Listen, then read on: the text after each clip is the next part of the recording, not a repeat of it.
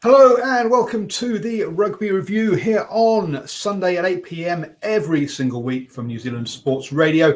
And yes, we have got that almighty clash between Argentina and Australia, the home game for Argentina in Australia, obviously, as in this strange new kind of times. That's kind of what happens, We also know now who are the finalists for the Mitre 10 Cup and what time kickoff is as well, because that was all up in the air. Also, there was the second game between the Black Ferns and the Probables. So not the Probables, Black Ferns and the New Zealand Barbarians. So I might have a quick chat about that.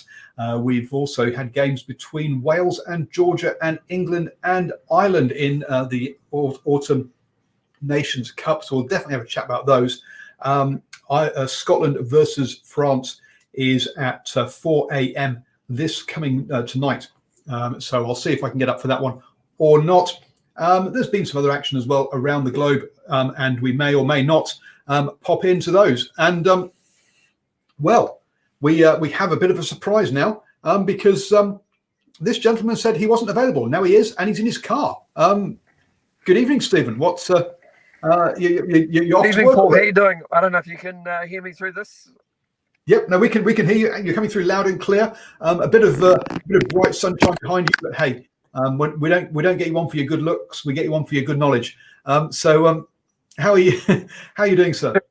Yeah, very good. Just hope I'm coming through relatively clearly. Maybe no. Well, a little on the quiet side, but yeah, you are clear. That's all good. And also joining us from his home studio.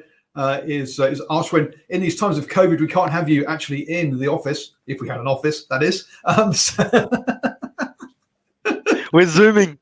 It was without Zoom. We're Zooming without Zoom. We're using StreamYard, but similar. Yep. So, folks, if you are following us on, if you are watching live on YouTube, Facebook, or Twitter, then we would love to have your comments and. Also, if you're listening to the podcast, then don't forget you can listen to us, say on the podcast, just search New Zealand Sports Radio on Spotify, iHeartRadio, Apple Podcasts, all of those wonderful places. And yes, Simon, I don't think we'll be talking about the 30-18 loss that Portugal had this evening. I think we've got other games that we'll cover on that one. And Aaron, yes, go Northland. I've got a funny feeling Steve will want to talk about Mitre 10 Cup action at some point once he's finished playing around with his phone. Podcast, you won't have noticed that Stephen basically trying to get comfy in his car at the moment. For some reason, he's broadcasting from there today. Perhaps the zombies have attacked and over here in Waikato we're so remote we don't know yet, and Stephen's in the car zooming, racing away from them. But Ashwin, the big game of the weekend, obviously for us down here in the Southern Hemisphere, Argentina versus Australia, and the Argentinians proved they can get up for two games on the trot, didn't they? They can, but geez, what a hard watch that was last night. And I'm going to have to admit from the get-go that I think it was about 20 minutes in the second half, about the start through to about the 65-minute mark. I just zoned out. I can't even tell you what I was doing or what was going on. But yeah, pretty hard watch. But yeah, the Argentinians got up and another big defensive effort. Yeah, I'll agree. Yeah, as you say, hard watch. And if we have a look at my notes, they're very, very slim with just basically the scores on it, because there wasn't much to write about apart from, Australian runs forward, Argentinian tackles him. Australian runs forward, Argentinians tackle him. That was pretty much the entire 80 minutes of it, really. Yes. I think as Dave Rennie's, using what his mum would have called him, David, when he was in trouble, David Rennie, he sort of summed it up in the press conference afterwards, and the fact that he was not happy with the fact that the Australians couldn't finish, because they had plenty of opportunities to score points, and they left a lot of points out there on the park. as they saying goes. Yeah, I mean, look, one of the things that we talked about a couple of years ago was that you don't actually have to have possession and territory to win a game, and we saw that with the All Blacks. Used to do that a lot, which was basically them being very clinical. When they got the ball, bang, they scored within 2 or 3 phases, and that was it. So yeah, it's and we've got this game here where Argentina have managed to draw with only 37% of the possession and 30% of the territory. When we talk about England Ireland, again, England didn't really have the territory or the possession, but came away with the win. So there does seem to be a trend now that of basic defence winning games over the last couple of weeks. Look, I mean, that game in particular, Argentina never looked like winning it until about the sort of 65th, 70-minute mark being anywhere near drawing it even around that mark. It's just like Australia, all the game was played in Argentina's half, and probably a lot of it in the 22. Love to see the stat on how many minutes in the 22. That would be quite a major, wouldn't it? Because Australia spent a lot of time in the 22. Absolutely, yeah. They camped. They really did camp there. I mean, so I'll say that Australia dropped the ball a dozen times. Turnovers 12 from Australia, but Argentina, even with only 37% of the possession, managed to turn the ball over 14 times. So they didn't look after the pill either. And as you say, tough watch. Aaron said he found it more entertaining watching or listening basically to Hooper and the ref having a chat before half time. Oh, geez. Okay, so my tweet that I put out to that one was, refs, you're allowed to tell the captains they'll get a yellow card if they don't shut up. They can ask you why you've made a decision. They can't go around making statements and just telling you stuff. That's not how it goes. Yeah, I can't understand what was going on there, tell you the truth. Why was Paul Williams engaging so heavily with Hooper? It was illogical. And one of my hobby horses for the weekend, and I don't know if you saw some of my tweets there, it's just like the inconsistency of the referees and what they said, what they followed through with decisions that they made. It's just pull your hair out stuff. I'm going back a long time ago. We've discussed this. I'm on the camp of penalise, and they will learn. So I don't mind referees penalising. I don't have an issue with that. But, geez, the inconsistency drives you insane in the membrane. Well, go, Steve. I was just thinking at 15 points to 6 up. I actually thought the Australians actually had control of that game, and quite frankly, all they had to do was kick long and forced Argentina to play up from their 22. It was like almost at times. And I finally got to see the All Black Puma test from last week. It was almost like watching a carbon copy of what the All Blacks had tried to do the week before, for crying out loud. And we know how good the Argentinians are in the contact area, because really and truthfully, apart from the last play of the game, they really didn't look like scoring in that second half. But you know, if your opposition is going to be stupid enough to play the game in your own half, that's what you're going to get. And unfortunately, it was a niggly game as well. Listen, the Australians weren't at fault for getting in the niggle. Obviously, they basically should have just walked away with it. But there were a couple of times. I think there was a reverse penalty, one part there where he had actually penalised the Argentinians, and one of the Australian players got involved. There wasn't a hell of a lot in it. But I agree with you with regards to Paul Williams. I think he got far too engaged with the players where he should have just made decisions. No, walk away. I'm making this decision. Play on. It's actually the other way around, Steve. So Tupou smacked one of the Argentinians on the butt. So the Argentinian pushed him and his hand slipped up to the face. So the Paul Williams reversed it again. And that's where that one of those inconsistency things came in. Because Paul Williams' explanation to Pablo Mitre, I'm going to say his name wrong anyway. You know who I mean. His explanation was, I was going to give you the penalty because Tupou smacked him on the butt, but because your player's hand has hit him in the face, I'm reversing the penalty. Okay, fine. Second half, Tupou smacks an Argentinian after the whistle again. And now he doesn't get penalised. that was what the Argentinians reacted to, but now you haven't dealt with it. So you can't. So I reckon it was BS when he said to the Argentinian captain, "Oh, I was going to give you the penalty until the 10 slapped them in the face." The only reason he was going to give that penalty was because there'd been a flare up. Otherwise, he would never have noticed it, and it would have gone away, would have gone totally unpunished and ignored, basically. So true. So the reason I asked you, for those of you on the podcast, Boa has put in the live chat, Ref Paul W is in the wrong profession, should take up being a talkback radio host. He needed to tell the players, go away, especially shut up, go away, I've made my decision. Steve, he can. Paul Williams can reignite the line, yours, caller. Yeah. Well, Paul, you won't get that. Yeah, good on you, Bo. Does that mean it'll make us good referees? Of course, you got to say, of course, yes. we're the best referees in the world, like we're the best coaches in the world. As long as we're 20 yards off the pitch in the stands, absolutely. Just some stats for this one. 37 kicks from hand by Argentina. Up to 22 lineouts for Australia, 4 of which they screwed up. This was, as you say, it was a hard watch.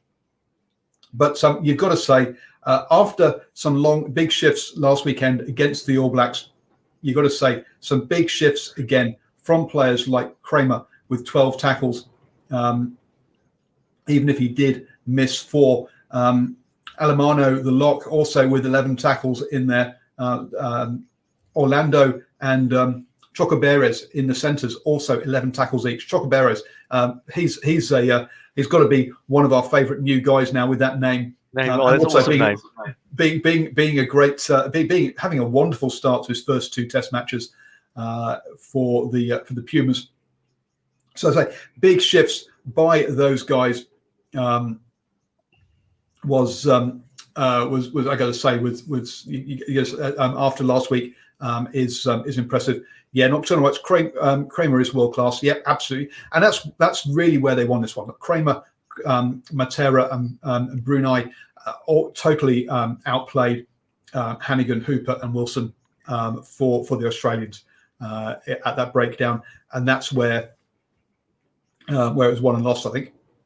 I have to agree with Nocturnal regarding Pataya looks great, and the more time he spends in that jersey, he's just going to get better, isn't he? But I think he a couple of crucial sort of like tactical errors by him, where he decides to kick instead of carrying on with the passing movement, and the kick's not accurate enough, and it goes into touch or sort of thing. So I sort of thought, there was a couple of little things, but he's young, he'll learn from those, and he looks very good.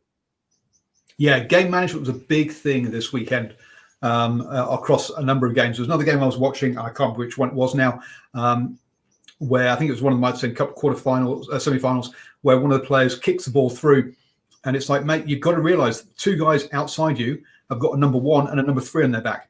They ain't chasing that. They aren't if you're going to grub her through, make sure there's a back outside you, not front rowers, because and that kind of stuff.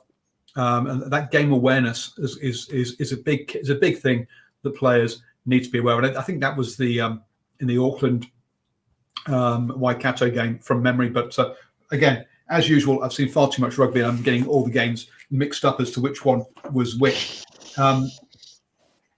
In that one, Boa with his stats hat on, saying that the game, it was when Argentina reverted back to the rush defence that's where it all came from. And dominant tackles, again, if you're going to be defending, dominant tackles are key, and we'll talk about that again in the England versus Ireland game when we get around to that one. I'm not sure if Ashwin or Stephen have seen that, probably not, but hey, I'm English, so I'm going to talk about it, especially as we won.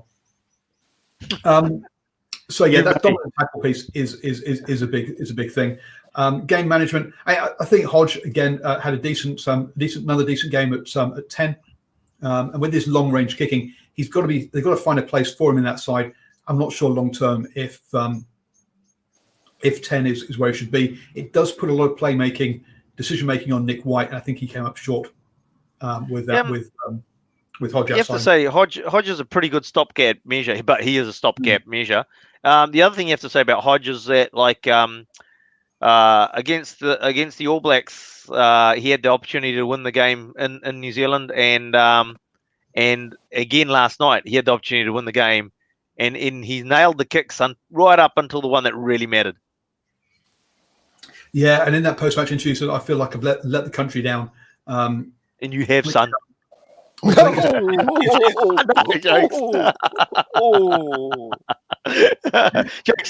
bit harsh on himself, to be honest. I mean, Sanchez missed one kick at goal as well. They both hit 5 from 6. So yeah, it's not like he was decent on the night, and I think he's being a bit harsh on himself.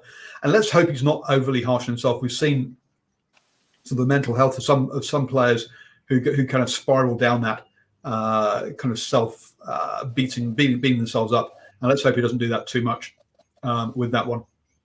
Yeah, I have to say, I agree with Nocturnal there. It does feel like the wallet. You just got to. It's the vibe. It's Marbo. It's all that. It feels like they're going in the right direction. They didn't finish off yesterday, but there's lots of signs in their game that seems to say that they're heading in the right direction. And it's a young team. Yeah. Yeah, and hey guys, we shouldn't forget they weren't that far off putting together a really, really good try where the last pass was pushed forward to Korobetti, and listen, that was an almost well executed move.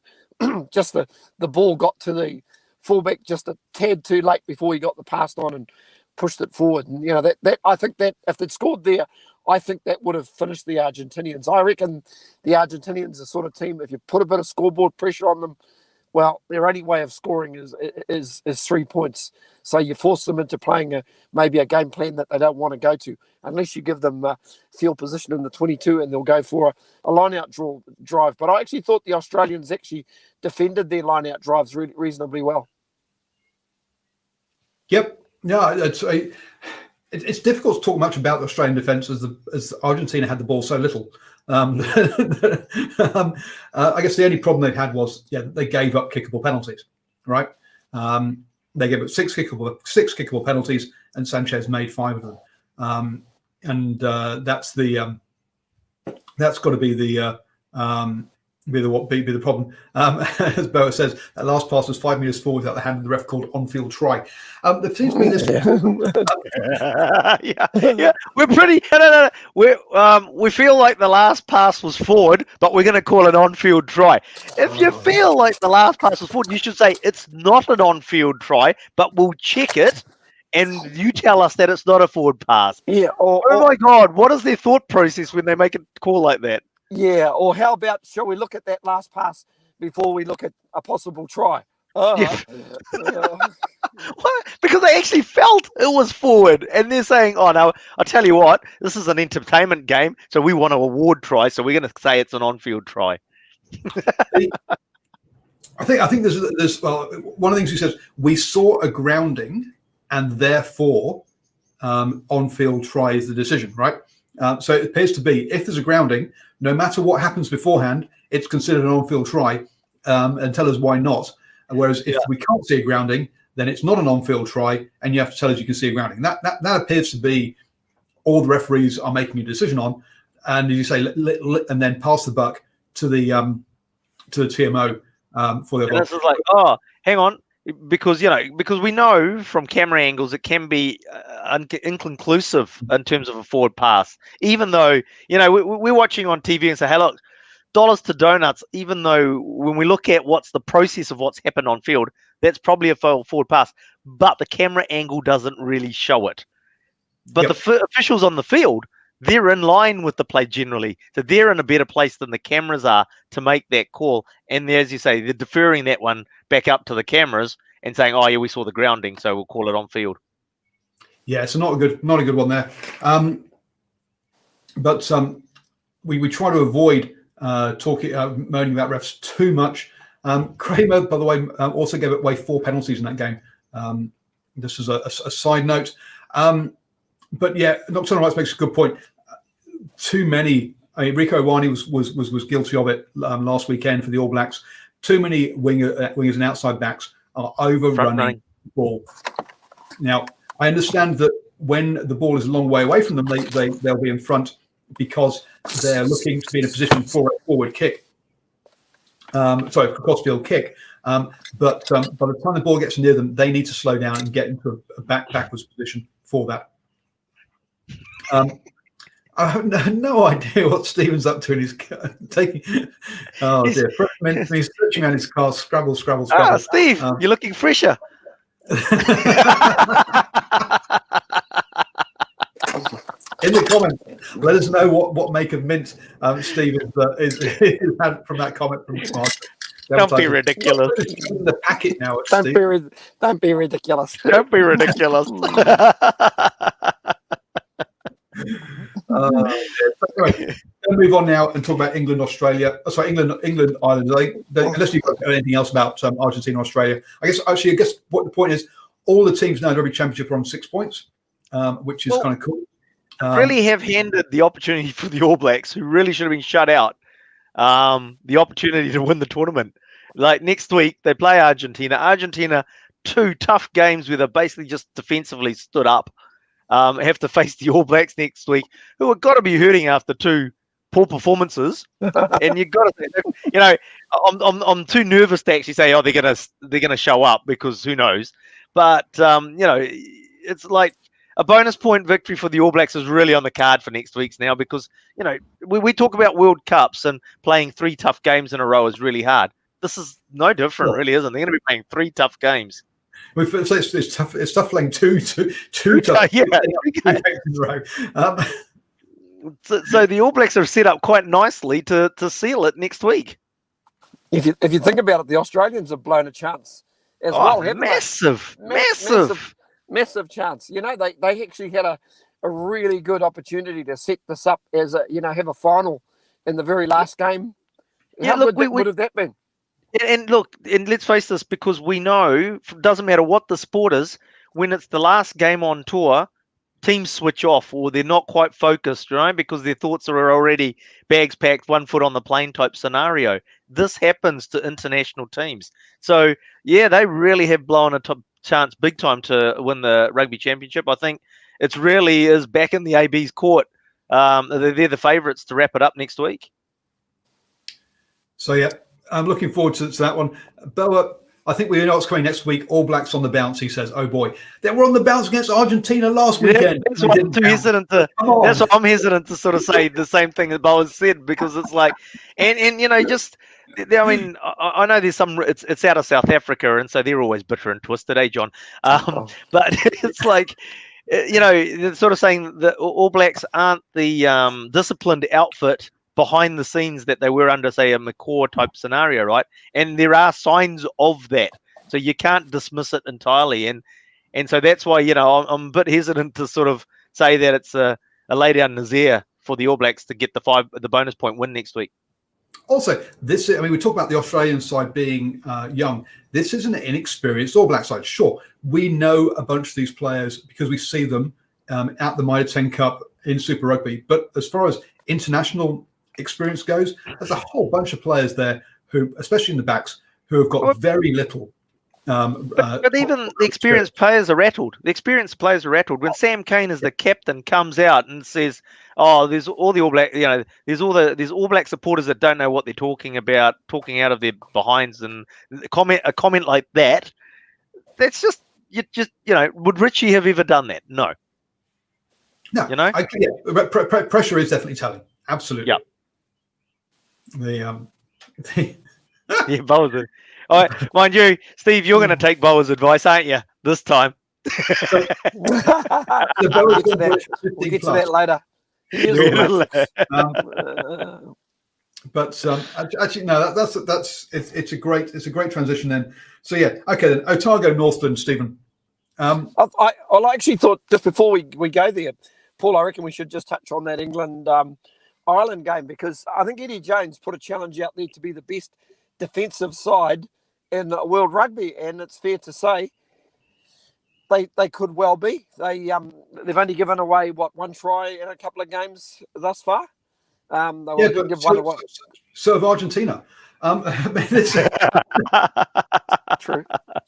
But this game was a carbon copy of the or very similar to the Argentina games the last 2 weeks.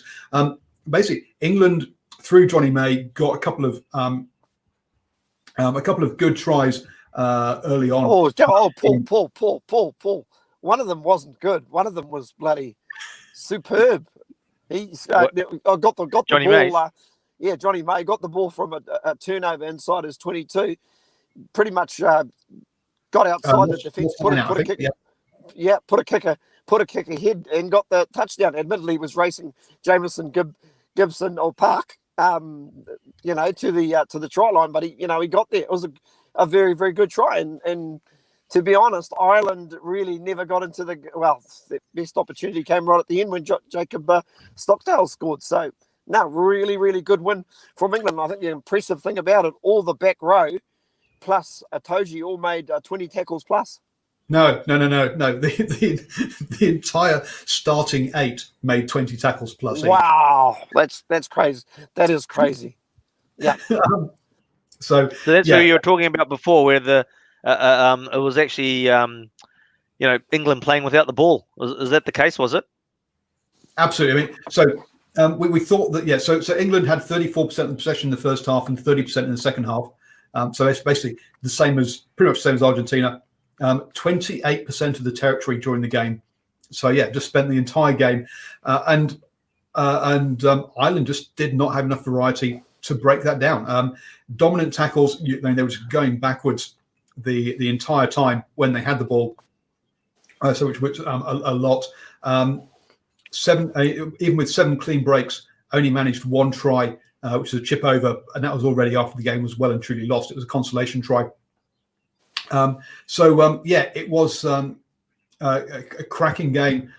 You've got to figure out how to nullify the basic what is you've got a loose forward the loose forward trio with Underhill and Curry with Billy Vinapola, and then you've got Itoji who can play 6 but is in the locks as well. So you've got a lot of mobility in that side, a lot of energy, and they just run up and make tackles all day long. And as Stephen pointed out there, 20 plus tackles for a whole bunch of them. How much of this is sort of like, I mean, obviously England are playing some really good rugby at the moment, but when you look at Wales game and we look at the Ireland game, how much of it is actually also Wales and Ireland are actually not the force that they have been? Look, I mean, Wales and Ireland were both ranked number 1 last year in the world at one point, okay, in the route to the Rugby World Cup. They clearly are not there now. Wales has slipped back a long way. Ireland not as far, but Ireland have slipped back as well. And again, you've got to say, moving on from Warren Gatland and Joe Smith, 2 extremely good coaches, to 2 guys who are new to head coaching at international level in Wayne Pivac and Andy Farrell. Those guys are learning their trade at the moment with a transition. That's wrong, isn't it? But that's wrong, isn't it? You're not supposed to learn your trade at an international level. You should know your trade at the international level. You don't bring a CEO into a company that's like, oh yeah, we'll train on the job. Well, no, but it's okay. So, I mean, Wayne Pivac, very successful head coach with Scarlets, but there's a difference between being a club coach where you have the players for basically 11 months of the year, which you do up in Europe, to being an international coach where you get them basically two weeks or a week before. Your game plans have got to change. Your method, the amount of time with the players is different.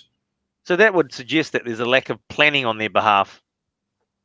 That's what it comes down to. A lot of planning and obviously utilization of your time better, So yeah, you've got to have all that planning in place so that you know exactly bang, bang, bang. This is what we're doing. I think you went. I mean, one of the things that you bring up quite often is that when the Lions were here and you went to a training at Waitakere Trust Stadium and the All Blacks training and the way that it's planned every sort of almost every minute, every second of the training session is planned so they know exactly what the outcomes are, what it is, and what the outcomes need to be out of it. And so yeah. But also we know Warren Gatland plays a pretty simple style, right?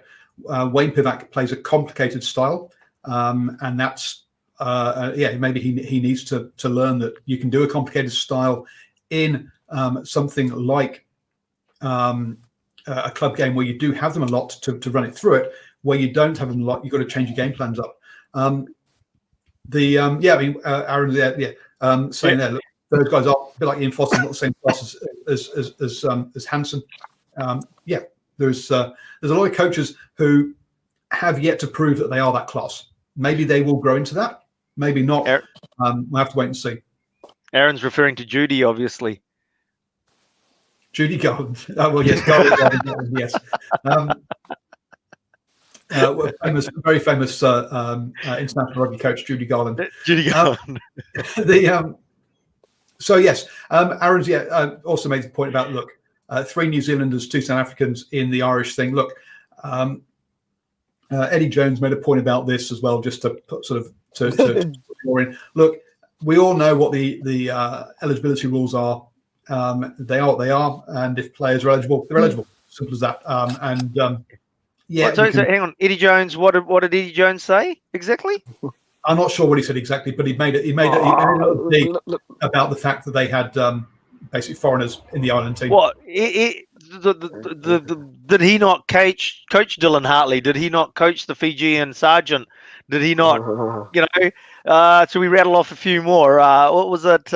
Who was the Australian League player? Hello, Pot Kettle Black. That was Shontaine Hupp. Shontaine Happy, the Vunipolo brothers, Manu Tuolangi. Shontaine Happy was way before Eddie Jones. I think you mean Bentia? Bentia? Yeah. Bentia as well. Yeah, that's right. Yeah. It's like... So yeah. But Eddie Jones is happy with a bit of hypocrisy. Let's be honest. As long as we can see Steve. Lights, camera, action. There you go. Eddie Jones Eddie Jones. The way he deals with the media is, look, he gives them something easy to write about, so that he controls what they're talking about, and that way they're talking about what he wants them to talk about, and they're not causing issues within his squad by talking about stuff that he doesn't want them to talk about. It's as simple as that. Absolutely. No, we've talked about that before. And he is extremely good at it. Love him or hate him as to how he does it. He's extremely good. No. He's great. He's great for the game. I reckon he is. Great. Yeah. He's the is it the Mourinho of Mourinho. What Mourinho? Yeah. He's what Mourinho is to football. Without the Italian accent. Eddie Jones without the accent. To rugby, beg your pardon. I don't know if there's much worth talking about in that Wales-Georgia game, apart from Justin Tipperick getting a cheap shot across the head. I thought that was unlucky. I thought he was dropping, and the player, the guy. I thought that Justin Tipperick got tackled as the guy's running around, and I thought it was a rugby incident. I thought getting the yellow card, that was tough, personally. Yes, there was contact with the head, but he's come round. You're supposed to wrap your arms, so your arms coming in now. So you're supposed to lead with the arms. So you're not supposed to lead with the shoulder in a tackle, but you're not supposed to lead with the forearm in a tackle. What are you allowed to lead in with the tackle nowadays? Your head, because then you can go for a holiday with an HIA. So to me, I thought that was a bit harsh, to be honest. But there you go. You disagree, Steve? It probably looked like a little bit more at the time, but now that you've put it in that light, you're probably correct. Probably not much to say about the Fiji-Italy game. That would have been a really good game if it was played. Well, I just want to come back to this Georgia one. So Georgia's record recently, they've lost 48-7 to Scotland, 40-0 to England, and 18-0 to Wales. Gives you a good idea as to where Wales are standing at the moment. They are in a mess. Boy, oh boy, if Pivac's still got a job come the Six Nations. The only reason he's going to keep his job is that Wales can't afford to sack him. Paul, I will say it wasn't the strongest Welsh side, though, was it? He rested a few. I see he had a couple of their more experienced guys on the bench. Absolutely, yeah. But Wales also, I mean, their recent record has been that's their first win after 7 games or something silly that they've lost, or 6 games. So I mean, they are on a awful streak at the moment, or they were, until they won that game. So I think it's after what they're trying to come up with Wales is losing 32-9 to Ireland, and Ireland have just been comprehensively beaten by England. Boy, oh boy, yeah, England, Wales coming up. I think I'll enjoy that one next week.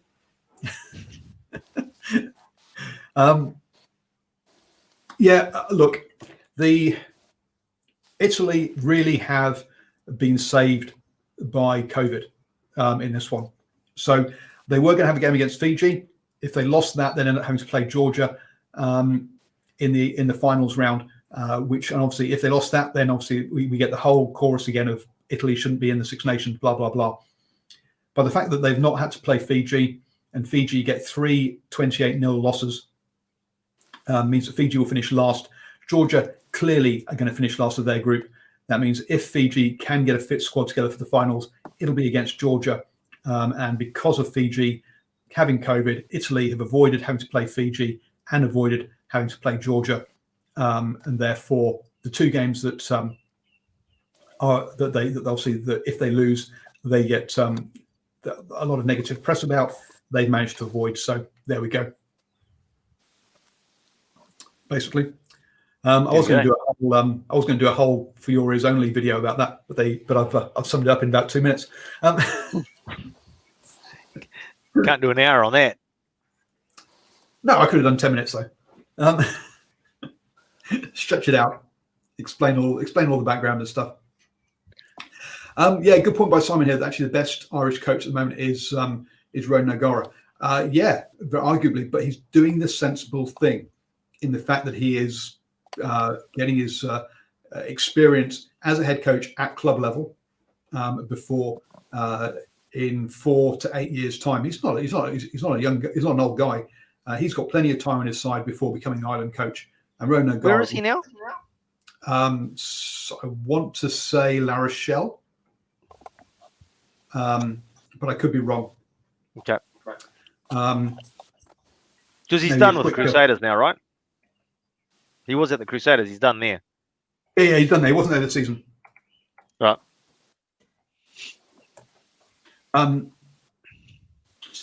He's currently. Where is he now? Good point. Let's try to have a quick look. La Rochelle is the head coach, which means that I think he's got the ex-Waikato coach as his assistant coach probably there, or he replaced him. Who was the Waikato coach 2 years ago? Brother was the Wellington coach at the same time. Gibbs. Gibbs. So I think Gibbs. Jono Gibbs. Jono Gibbs. That's it. Jono Gibbs. Yeah, that's the one. So I think John. Yeah. He's head of La Rochelle at the moment. Which is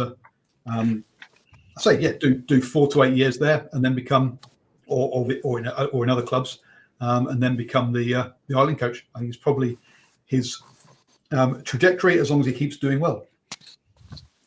Okay then, Stephen. Friday night is party night.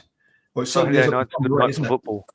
Well, I think first and foremost we should acknowledge Bo Arthur for his bold prediction. I've got to say, 6 or 7 days ago on the driving wall, he picked it. Unbelievable. Of course, Northern were paying $375. Otago were at 120. But I've got to say, out of all the finals games of the weekend, I actually thought in terms of quality, it was probably the best game of the four games that we semi-finals that we actually saw the weekend. Paul, it was a good competitive game, and listen, at the end of the day, I actually thought Northern probably made a little hard work at the end of the day. What should have been a comfortable win, but boy, really good second half. And of course, if you're a team travelling away, the best way to start is with an early try, and that's exactly what they did, Paul. I was going to agree with you, Steve. I'm just going to say that, I actually thought that Northland made hard work of it. They were actually quite dominant right throughout that game. There was a purple patch there in the middle for Otago, but only because Northland let them in. Other than that, I think Northland could have made it a lot more comfortable and less heart pulling for their fans. Yeah, listen, we know somebody like Josh Goodhue has been in the Blues for a couple of seasons, and we've been kind of waiting for him to sort of step up, explode and step up. But boy, I thought that was his best ever game in a Cambridge blue jersey, and his mate who was riding shotgun beside him, Sam Kidd, who's heading off to the Waratahs, very effective. I thought Johnny Cooper, for a 20-year-old that at first five just ran the cutter reasonably well, left the field with an ankle injury, but from what I understand should be okay for the final. Otago looked a little bit flat, but I don't think they were really ever given the opportunity to get in the game. Early on, Northerners couldn't hold on to the ball. Quite often had the ball in one hand. It was getting stripped from them too often in the tackle, which meant they couldn't get the points on the board. Then they picked up the yellow card for the deliberate knock-on, which allowed Otago to come back just before half-time to take a lead at half-time. Northern came out well, got a couple of scores, but then allowed Otago back in. And I must admit, there were times when Northern were perhaps defending a bit narrow and trying to cut off the pass, but Otago got it wide and got them around there. But a couple of players, I think that the experienced players really stood up. Sam Knock, his dummy box kick in his own, just about 5 yards out from his own line, passing it to Jordan Highland, who then runs up the pitch. I mean, that was a wonderful piece of play. First off, for Jamie. First off, for Knock to have the awareness not to kick because he knew he was going to get charged down, and then secondly for Highland to be again awake to the fact that, hey, if the ball comes my way, I've got to catch this and run. It's a piece of play I've not seen before, but hey, those guys pulled it off. It was jammy, yes, to a certain degree. Yeah. Two Blues players. Oh, sorry, I was going to say 2 Blues players have to work on their kicking charge down issues, which is Sam Knock and Harry Plummer. Yeah, I'll tell you what. In the case of Knock, I thought it was quite a poor play, because if you look at it, McNamara picked it from the scrum and threw it laterally. Seriously, if you're throwing it, to be honest, Knock would have been better off going behind the number 8 and clearing it himself from a stationary position. You just give the defensive line too much time to charge that. So that's something for me that's up to coaches to address. Just want to give a little sort of shout out to Jordan Olsen, who's a good bugger. He's always up for an interview, but he's playing really, really well, and he's just unlucky that there's a lot of good hookers running around the country at the moment, and we'll probably talk about that on Tuesday night on the driving wall about a 15 that they've pretty much come up with who have been unlucky to get contracts, and he probably fits that group. How old is he? Oh, he's getting on a bit. I just wonder if he's in the same boat as Tony Lambourne, where he's played international rugby for Canada. So I'd say that's probably got a bit to do with it as well. But no, listen, I know the Northern boys, they got a lot of confidence out of that victory against Waikato the week before. They're closest to their full strength squad. I suppose the only thing going into the final this weekend, and boy, that'll be a tough ask, and we'll get to that game shortly, is Sam not going to be fit for that game. They're being very, very coy about it at the moment.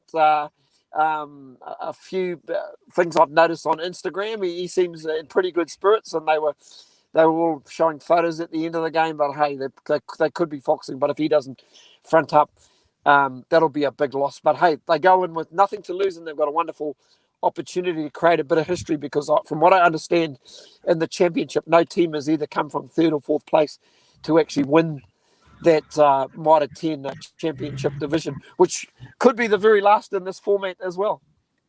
And also, this is the first time that Northland has ever won a semi-final in the Mitre 10 Cup, I believe. Absolutely, that as well. So, the history makers up there in the Taniwha. So, Stephen, have you managed to have a chat with your wife about going and seeing your great niece or great nephew down in Hawke's Bay on Friday? No, I can't get down on Friday night. I've probably earned the wrath of my Hawke's Bay family by hoping that Taranaki we're going to get across the line, so there would be a final up. And now, crazily enough, it was going with Seminole Stadium in Whangarei out of commission because they're redoing the light towers for next year's Women's Rugby World Cup. The final was going to be taken back to Kaikoui, 4 o'clock, 4:05 next Saturday afternoon. But I guess that won't be happening anymore, as we'll find out shortly when we get to that Taranaki Hawke's Bay game. But hey, listen, wrapped for the Northland guys. If you'd asked me this about 3 weeks ago, that they'd be in the finals, I would have thought you're on drugs and you might have to share a mint with me. Yep. See, they're not mints; they're drugs. He's got in that little box. So let's round off the championship then. Hawke's Bay absolutely thumping Taranaki 59-23. I'll be honest, I was driving back to Waihi, so I didn't actually watch this one. I'm guessing you guys did. I did, but I have to say, lost focus in the game because it was just so one-sided. You know, it wasn't a competition. So it was it was like our test match we talked about. Is actually, even though you look at a scoreline of 56-20 odd, whatever it was, and you sort of think, oh, that'd be an entertaining match, and it's just like, well, as a contest, it was over before half time. Yeah, and let's not mince any bones about it. Taranaki have pretty much stumbled into the semi-finals. They've literally, because they've got, I think they lost 4 real key players in last week's last round robin game. They actually lost both the Boshier brothers, Lachlan Boshier and Kyle Boshier, and also Sean Wainui, and of course Josh Lord, who's been a fantastic source of line-out ball as well. And I think they had a couple of boys making their debuts off the bench. And if you think back to earlier in the season against Otago, they lost Tay Walden as well. So there's 5 really key guys. And I think to beat a team like Hawke's Bay, you've got to have everybody on deck on saying that. This Hawke's Bay team, boy, when they get the smell of blood, they just know how to take their chances. And once again, you saw some outstanding performances from Whakatava. Of course, Ash Dixon pulled after 60 minutes. Very smart move by the coaches. They realised they got a final to come this weekend. He's an absolute huge part of not only this team but also the province as well, Paul.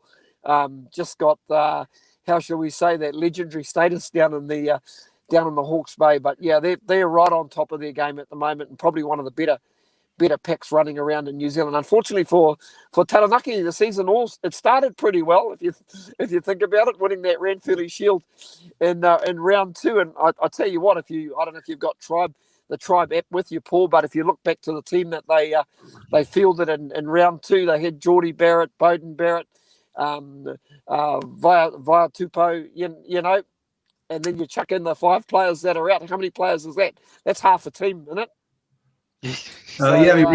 Ricky Telly as well. I think he's also gone as well.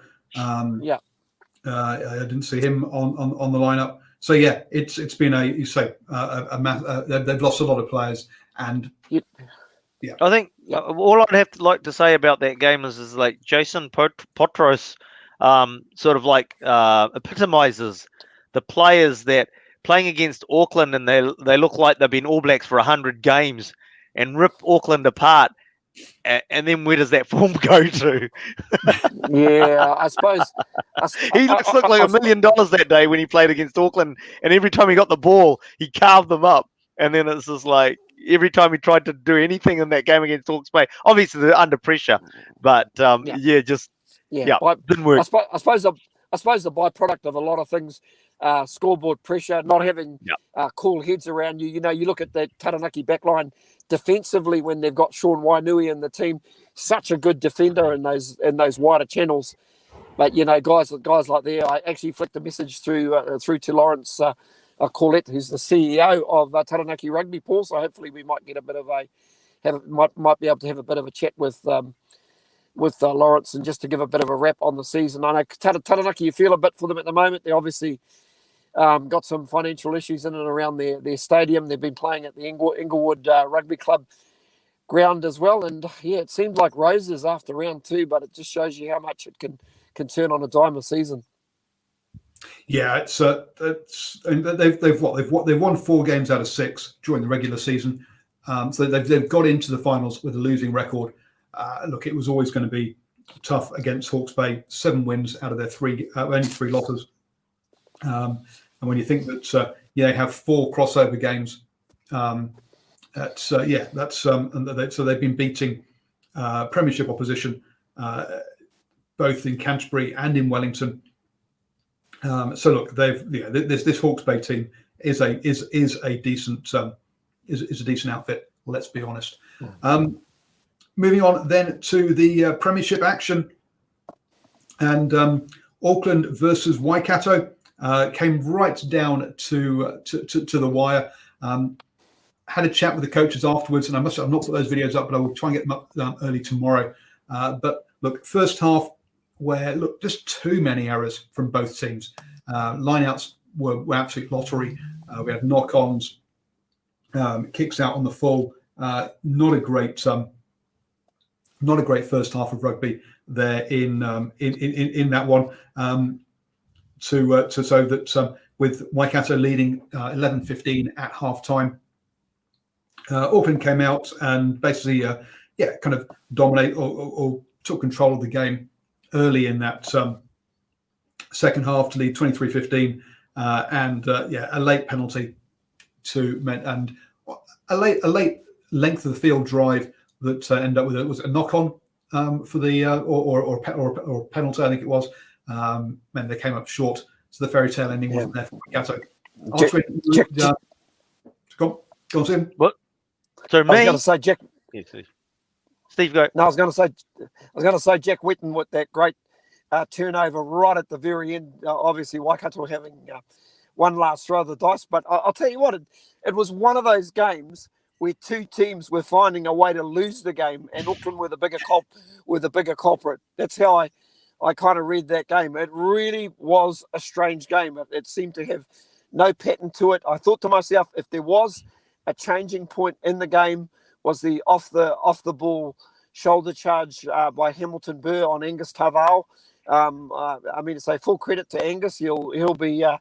He'll be attending the next Academy Awards in Los Angeles because he stayed down long enough. Because between you and I, I watched him for the rest of the game, and to be honest, he looked pretty much okay. But it was just such a stupid play at the time. Waikato had just stretched out a little bit, and it actually gave Auckland a little bit of momentum to get back into the game. And in fact, I don't think Waikato ever grabbed that momentum back, but Auckland never. Basically, just kept them at arm's length. It was sort of like big brother playing little brother. Yeah, we know you're there, but we're just going to push you away. So all we were waiting for was for Auckland to throw a wide pass out and Arthur Stone to intercept and run all the way to the other end to win the game, wasn't it? Absolutely. I'll tell you what, there's one guy, if you took out of that Auckland team and several of their performances next year, they're probably down in the relegation table. And Salesi Rayasi, listen, if there's a better player running around in Mitre 10 Cup at the moment, I want to see that player. Seriously, he is seriously on fire at the moment, and he just reads the place so well, and he's just so strong. And you know, like most good outside backs, has just got just an eye for the try line. Yep. As you say, he is class. He's one of the. He's probably going to get my player of the season. There's clearly been a lot of issues with this Auckland team behind the scenes. It was a very emotional post-match interview. I've been asked to cut it because if you read the Herald, you'll read that Iremaya was crying during the interview, and that's very true. And they just said, "Look, Paul, please don't put that video out." So I won't be putting that out. But look, there's a number of those people. Clearly, the Auckland squad has gone through some tough times, and Iremaya's gone through some tough times during this one, during the season. It's not been easy for them. Now, it's not been easy for a lot of people. Let's be honest, but you can tell it's having an impact on this squad. We wish them the best in the final, and and hopefully they can actually concentrate on the game just for one more game on the pitch, basically. Then the final game, Tasman versus Bay of Plenty. Bay of Plenty going to be kicking themselves. Absolutely kicking themselves. That was their game to win. They really had it. They had the opportunities to win that game. That second half, they owned it. Just couldn't get over the line. And then basically, a couple of late penalties. Saw it stretch out to be just beyond the 1-score lead, and that was enough to see Tasman home. Look, Paul a little bit guilty of maybe kicking a little bit much ball away. Going for the aerial option instead of maybe keeping it in hand. You got the likes of Caleb Trask and Weber, and the Blues winger who's on the other side, Fijian boy, who was in the Blue squad this year. Talia. Just escapes my name. Talia. No, for Bay of Plenty. For Bay of Plenty. For Bay of Plenty. No. Oh, sorry, you got it. Narawa. Yeah. I mean, so you've got that quality out wide. Seriously, I think you've got to bring those sort of guys into the game. And one thing that Tasman do reasonably well is field high kicks reasonably well with David Havili and of course Talia, and of course the man you really didn't want to kick to was Whaia Nuku, who was just he's on fire. He was on fire. He probably saved Tasman's bacon. At the end of the day, no question. We'll get to that final in the moment, but they'll definitely come north motivated, no question there. Yeah, look, I just want to say about the kicking game. It's just like, we've actually seen it watching Auckland games at Eden Park, where when they got AJ Lamb, obviously Rayasi we've talked about, and when they finally got Zane Sullivan at fullback, why teams would kick aerially to those three was just crazy, and they were defusing bombs all the time comfortably, and teams still kept kicking. And it's just like what you're referring to there. Tasman were using that tactic. Tasman were using that tactic because Talia and Whaia were getting up and winning the ball. So why the hell would you kick to them when you know they're that comfortable under the ball and winning it? It's just crazy. Yep. Now, I don't know, controversial opinion here, but is the quality of the championship final going to be better than the quality of the premiership final out of the teams that have got there? You don't know. Until the game's played, you don't know. That's the thing, hey. You could be right. I mean, you look at Hawke's Bay and Northland and the quality of rugby that they're playing, the type of rugby they're playing. On the surface of it, you could say that, and also but at the end of the day, and it's looking like at the moment it's a long range for weather forecast. There's rain forecast for the weekend or for the Friday anyway, coming along this week, so that could have an impact. So yeah, you just don't know until the 80 minutes is played. I'm just thinking about the sides going into it. Both Hawke's Bay and Northland peaking towards the end of the season, whereas Auckland and Tasman both stumbling into the finals. Really, it just seems a bit as to how they've got there. There's a bit of that. I mean, so Auckland, especially in their last 3 games, haven't really been at their best. I know Alama Iramia and Filotea sort of they mixed it up. They obviously rested a lot of players in the Northland game, but just haven't seemed to capture it. But I'm pretty sure having somebody like Jack Wetton coming back into the team will basically bring a little bit more solidarity into the pack, because I just thought there were times that Auckland really lacked some leadership in that Waikato game, especially. Just getting players to do the right thing at the right time. Quite frankly, if I was Auckland, if I was going to kick, I would have kicked a little bit deeper and stuck a little bit more pressure on Waikato to play out of their 22, as opposed to, Waikato can be a really loose sort of team that can score, and you saw one of their tries where they just sort of made something out of nothing, and it really came from an Auckland mistake. I think a turnover from one of the props, Jared Adams, and they just scored. And that was basically trying to move your ball in the own half. Hey, get them to play all the rugby. You've got the big physical pack. That's the concern. Yeah. That's the concern I've got with Auckland for the final, is that they've played 2 weeks of some dumb rugby.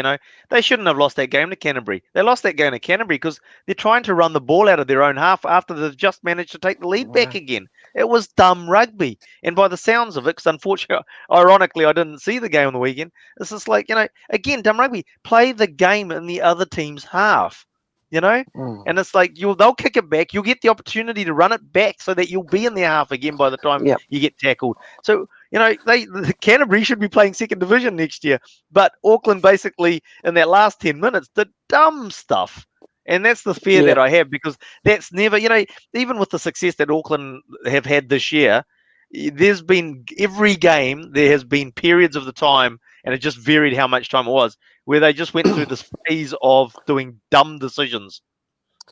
Paul, in the early 2000s, I think when Canterbury were winning multiple titles there, they didn't play a lot of rugby either. No. But they played a lot of field position, and they just basically put pressure on teams to play out of their half. So maybe Eddie Jones has looked at that game plan from many years ago as well. But that's Ashwin's dead right. If the contact area is so contestable at the moment, well, don't play the game in your own half. Don't play the game in your own half. No, if you're just saying, just going back to what Steve said about Canterbury and Crusaders, their success started when all they did was kick into the corners of the opposition. Right? That's all they waited for the opposition to make a mistake. That's all they did. That's where the success, basically, they built that platform. Obviously, they went on to do a bit more than that. But the early days, that's all they did. Kick into the corners, wait for the opposition to make a mistake. Now, Aaron points out that we had Michael Jones, Aroni Clark, Gary Whitten, John Hart, and Twanamanga in the crowd at Eden Park for the Auckland game, and it felt like that was pretty much the whole crowd. It wasn't very big. There we go. Some greats there. Just to wrap things up, we'll just touch very quickly on the women's action from the weekend. The Black Ferns beat the New Zealand Barbarians 19-17. Stephen, did you see any of that? Yeah, I did. I definitely saw the haka at the beginning of the game, and boy, that was a standoff to beat all standoffs. I actually thought they were going to get a bit physical there, getting in each other's faces. But I suppose that World Rugby would not have allowed that to happen. And a friend of yours, Chris Murray, was leading it. Well, I see that. Yeah, she was right in there. So you can take the girl out of Ngāpuhi, but you can't take Ngāpuhi out of the girl. Interestingly enough, though, there must be some concerns for the Black Ferns coach that the Barbarians team, which is probably the New Zealand B team, I suppose only other way you could call it, is pushing this Black Fern team so hard. And I was really impressed with the first five, the young first five for the Barbarians as well. She must be putting in some real big claims on that number 10 jersey. No, great to see. I mean to say, they've got the Rugby World Cup here next year. They need as much depth as they can get. Yeah, and I've gone blank as to the Wellington prop, who's been very loud on social media, but she put out a video. She's about to comment. How can that giving big shouts for the Barbarians number 10, because you say she young girl doing really, really well there.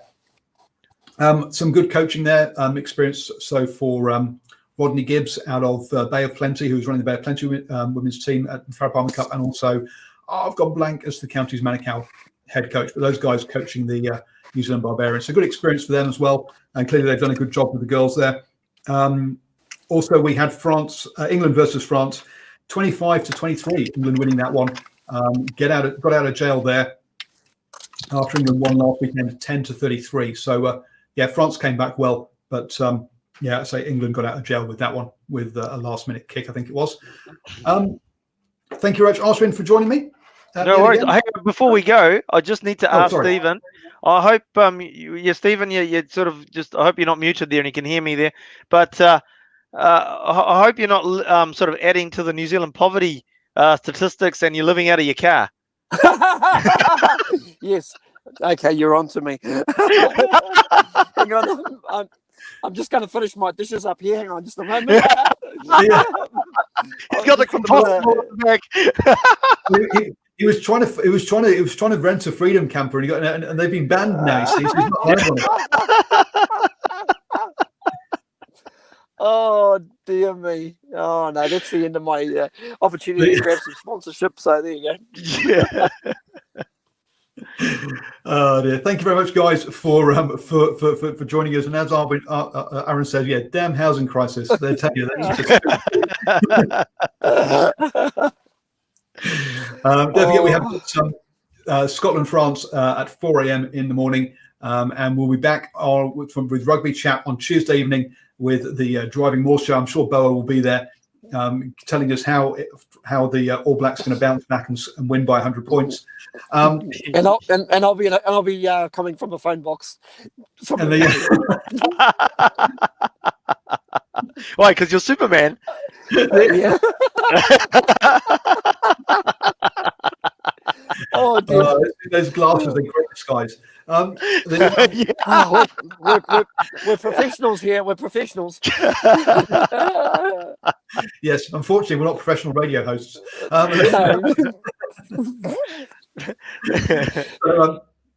don't forget tomorrow night, Swinging from the Hip. Hopefully, you might even have me hosting that one tomorrow evening. So 8 p.m. For both of those evening shows, Monday and Tuesday nights.